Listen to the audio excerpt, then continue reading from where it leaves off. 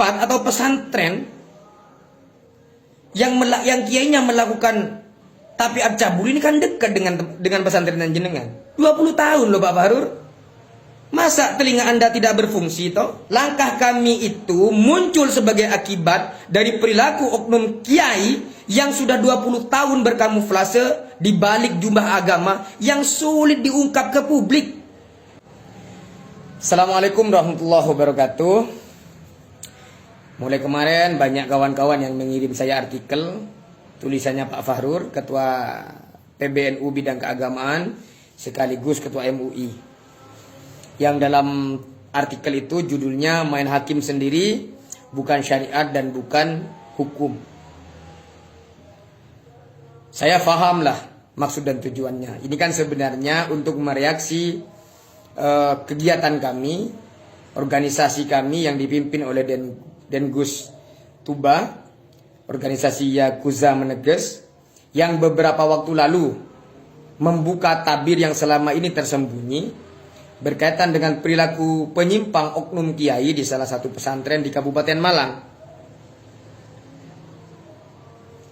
Pak Fahrur menukil atau mengambil landasan hukum dari argumentasinya pasal 59 ayat 2 huruf E Undang-Undang Ormas. Cuman Pak Fahrur, kalau mau baca undang-undang itu jangan sepotong-sepotong, harus utuh. Jangan hanya ngambil pasal yang sekiranya hanya menguntungkan argumentasi pribadi. Sampean baca secara utuh undang-undang tentang ormas itu biar bisa memberikan pemahaman yang utuh terhadap masyarakat. Jangan langsung ke pasal 59 ayat 2 huruf E yang seolah-olah ormas atau ormas dilarang mengambil alih perannya penegakan hukum. Coba baca semisal pasal 1 ayat 1. Baca apa sih tujuannya ormas itu? Baca Pak. Baca juga pasal 20 huruf C berkaitan dengan hak ormas. Baca juga Pak pasal 21 C berkaitan dengan kewajibannya ormas. Saya bacakan G. Yang pasal 20 huruf C. Ormas berhak memperjuangkan cita-cita dan tujuan organisasinya. Jelas visi misinya organisasi kami Yakuza Meneges telah disampaikan dan beredar di publik dan disampaikan oleh Dengus Tuba pada launching atau deklarasi organisasi Yakuza Meneges. Pasal 21 huruf C saya bacakan kewajibannya. Ormas berkewajiban memelihara nilai agama, budaya, moral, etika, norma kesusilaan, serta memberikan manfaat untuk masyarakat. Itu dibaca Pak. Jangan langsung lompat ke pasal 59 ayat 2 huruf E. Sampean cari referensi di Google sih. Ngekliknya di Google. Klik Pak. Undang-undangnya, baca normanya secara utuh berkaitan dengan perannya ormas itu. Tujuannya ormas kan berperan dalam membangun. Banyak membangun itu, membangun penegakan hukum dan lain sebagainya. Jangan hanya ngambilnya sepotong-sepotong. Mohon maaf nih Pak Fahrur. Jenengan ini kan juga sama-sama pengurus ormas. Nahdlatul Ulama, Muhammadiyah, dan lainnya itu juga ormas. Pun juga dengan MUI. Sama Pak. Sama-sama ormas. Kalau begitu Pak, jangan hanya menunjuk satu organisasi, semuanya dipersamakan. Kalau begitu, kenapa Anda tidak mencoba untuk mengkoreksi yang selama ini dilakukan MUI semisal? Mengambil perannya negara. Contoh, label halal itu bukan perannya ormas Pak. Itu perannya negara untuk memberikan kepastian hukum terhadap setiap produknya warga negara. kewajiban memberikan perlindungan hukum itu bukan ormas, Pak. Tapi negara. Melalui apa? Kementerian Agama. Kenapa Anda tidak bersuara selama ini, Pak? Kan sama perannya, sama-sama ormas kan? Nggak tahu juga sih.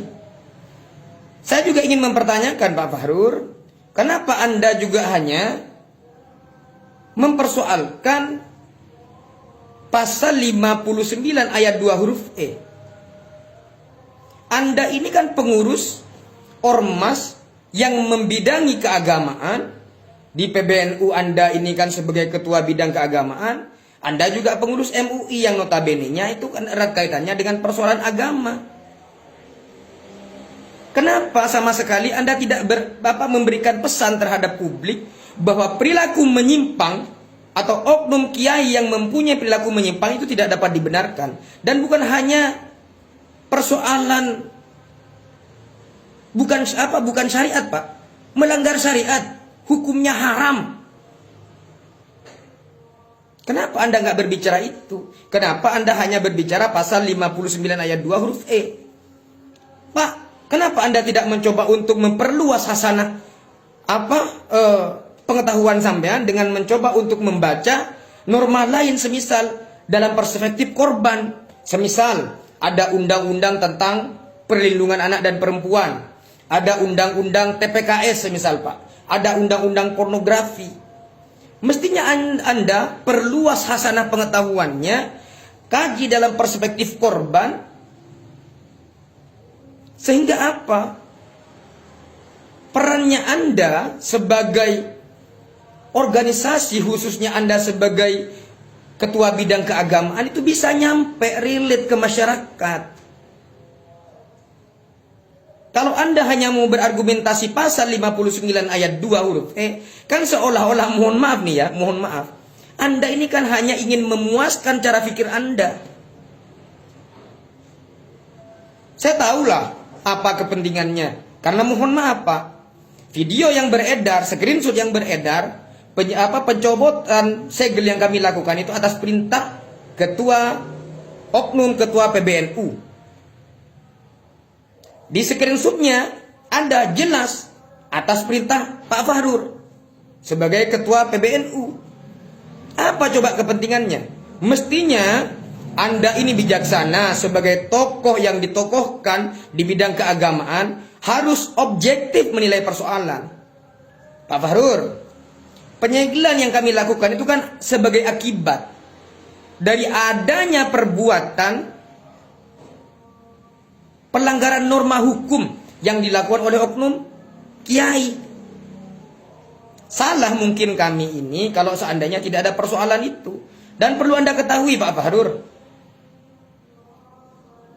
tempat atau pesantren yang kiainya melakukan tapiat cabul ini kan dekat dengan pesantren jenengan. Dan berlangsung lama, sudah lebih dari 20 tahun loh. 20 tahun loh Pak Fahrur. Masa telinga Anda tidak berfungsi toh? Anda kan ini kan ulama, bidang keagamaan pula di PBNU, ketua MUI pula. Mestinya Anda bijaksana. Kecam itu perilaku kiai yang menyimpang itu. Kecam, Pak. Jangan kemudian kami yang dikritisi seolah-olah kami main hakim sendiri, seolah-olah kami ini mengambil perannya penegakan hukum. Pak, langkah kami itu muncul sebagai akibat dari perilaku oknum kiai yang sudah 20 tahun berkamuflase di balik jubah agama yang sulit diungkap ke publik. Jadi begitu Pak Fahrur. Pesan saya, baca undang-undang itu jangan hanya untuk kepentingan ngambil pasal untuk kepentingan argumentasi Anda. Baca semuanya.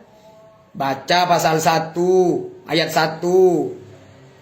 Baca juga pasal 20C, pasal 21C itu juga dibaca. Itu ada di undang-undang ormas, Pak. Masa itu Anda nggak buka itu dari awal? Kan dari satu, Pak. Kecuali Anda ngambil referensinya itu hanya dari Google. Saya cukup menyayangkan, Pak. Bijaksanalah sedikit menjadi orang yang ditokohkan. Begitu nggak Pak Fahrur? Salam. Assalamualaikum warahmatullahi wabarakatuh.